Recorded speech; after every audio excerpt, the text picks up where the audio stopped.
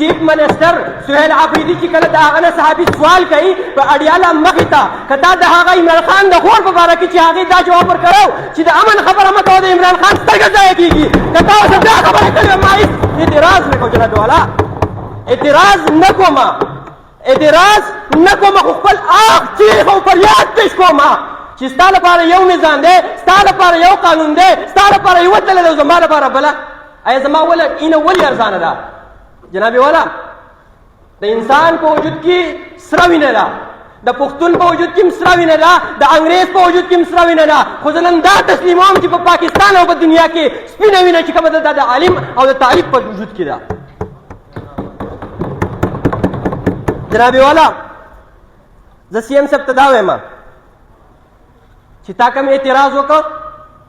د جمعیت علماء اسلام جنرل سیکرټري مولانا عبدالغفور حیدري صاحب ما په خپله دا انټرویو کتله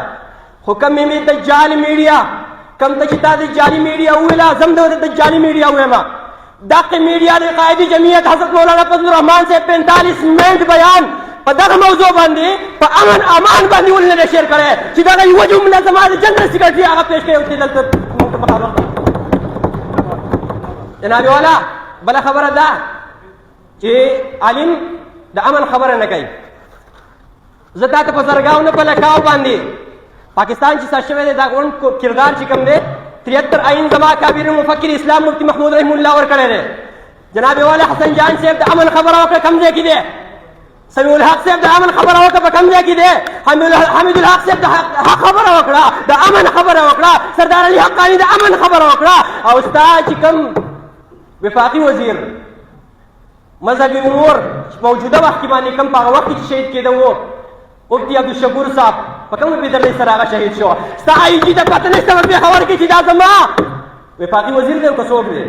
د هغه تپوس نشته هغه په کوم ځای کې دی جناب والا محمد حنیف صاحب په بلوچستان کې د امن خبره وکړه په کوم ځای کې دی د امن خبره عالم کړې ده خو دا د تعصب دا یو غوږ باندې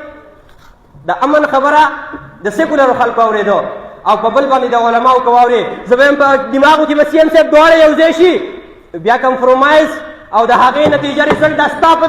په تا باندې منحصره ده چې ته د دې نتیجه په کومه طریقه باندې راوباسې ته که زما دا کابر بیان اورې یو تعصبانه انداز سره اورې ته په د هغې باندې یو سوایه نشان کې جناب والا ته که د عمران خان د سهیل آفریدي بیان اورې د هغې سره دلچسپي کې ته دغه سهیل آفریدي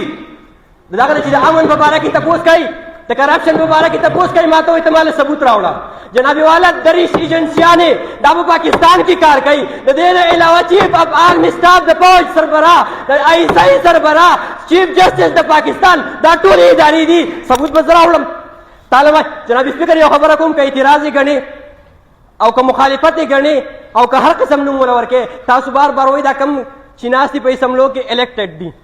براه کرم الیکټډ الیکشن باندې نه دي راغلي سلیکشن دی سلیکشن باندې راغلي دي او په دغه کرسو باندې ناست یو د مراعاتو دپاره اختیار ورسره نشته دی زما د وینې د تپوس دپاره اختیار ورسره نشته دی زما د حق د تپوس دپاره اختیار ورسره د خپل مراعاتو د دفاع لپاره د خپل مراعاتو د زیاتولو لپاره په لندن کې بنګلې سازولو لپاره جناب والا چیلنج ورکوم او ټولو ته ورکوم چیلنج دا دی یو منټ جناب والا یو منټ چیلنج مې دا دی سی ایم صاحب ویله چې دلته کلم اسمبلو د لا چې ایم پی ایس شي ایم این اے سینیټر جو بھی ہو هغه چې سا شي بیا په لندن کې بنګلې سازوي زما قائد الحمدلله خانداني سیاستدان دی هغه سیاستدان دی چې د چا پیدایش په سیاست کې شوی دی د چا ترقي د هغه خاندان د هغه چې ازادي شوې ده په سیاست کې شوې ده وښیه یو کس چې د هغه بچی په لندن کې ناست دی ودې یو کس چې د هغه بچی په لندن کې د انګریز تعلیم حاصلوي زما قائد که تعلیم حاصل کړی د حقانیې د هغې مدرسې نه تحصیل کړی دی چې په دنیا کې هغه ته د علوم دیوبند ثانیه لقب میلاو شوی دی ایوارډ میلاو شوی دی که خلک راځي هغه د علماو دپاره راځي د دیني مدرسې دپاره راځي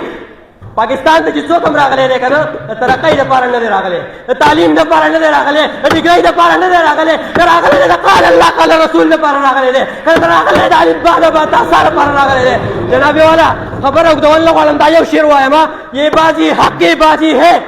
یہ بازی حق کی بازی ہے یہ بازی تم ہی ہارو گے گھر گھر سے مجاہد نکلے گا تم کتنے مجاہد مارو گے